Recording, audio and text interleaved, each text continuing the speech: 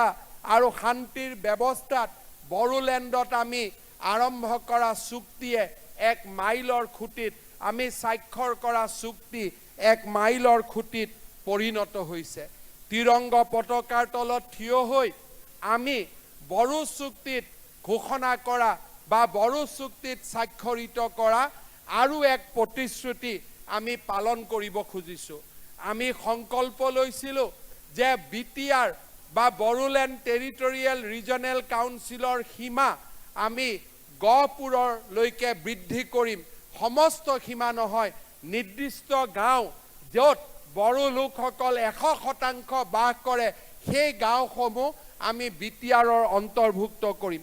সেই পদক্ষেপৰ অংশ হিচাপে ঢেকিয়াজুলি, চতিয়া, বিশ্বনাথ, বিহালী আৰু গহপুৰত 80%তকৈও বেছি বড়ো লোক বাস কৰা 43খন ৰাজহ গাঁও আৰু 17খন বনগাঁৱক আমি BTRৰ লগত সন্নিৱিষ্ট কৰাৰ সিদ্ধান্ত আমি আজিৰ এই পবিত্ৰ দিনতে আমি ঘোষণা কৰিছোঁ।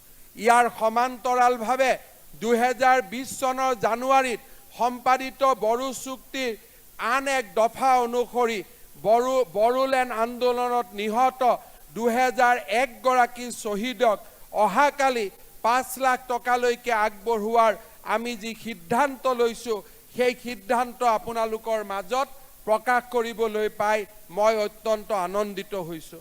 অহা সময়ত এই তালিকাৰ পৰিসৰ আৰু বৃদ্ধি পাব আৰু সেই তালিকাৰ বৃদ্ধি পোৱাৰ লগে লগে শ্বহীদসকলেও নিশ্চয় তেওঁলোকৰ অলপ হ'লেও তেওঁলোকৰ প্ৰতি আমি শ্ৰদ্ধা আগবঢ়োৱা হ'ব। ইয়াৰ লগতে অহা 31 মাৰ্চৰ দিনটো বডোফা উপেন্দ্ৰনাথ বৰ্মৰ জন্ম দিৱসৰ দিনটোক আমি ছাত্ৰ দিৱস হিচাপে পালন কৰাৰ সিদ্ধান্তও ঘোষণা কৰিছোঁ। শ্ৰদ্ধাৰ ৰাইজ, আজিৰ দিনটোত গণৰাজ্য দিৱসৰ লগত সংগতি